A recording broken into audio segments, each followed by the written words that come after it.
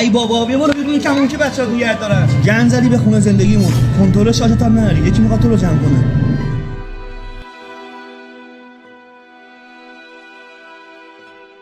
بابا اینا انداختنت بیرون؟ قربونت برم بابا، مگه دخترت مرده؟ خودم کنیزی تو میکنم. ولی یادمه میگفتی دختر غلط کرده ارث ببره. ارث بدم که بره با داماد بخوره. همون جهازی هم که بهش میدم از سرش زیاده.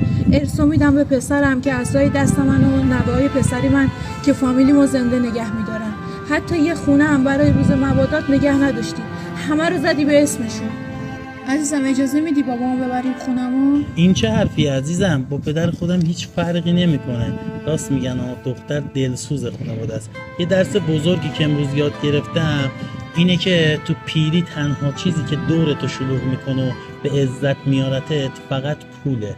باید پول داشته باشی. دورت بگردم کی گفته داماد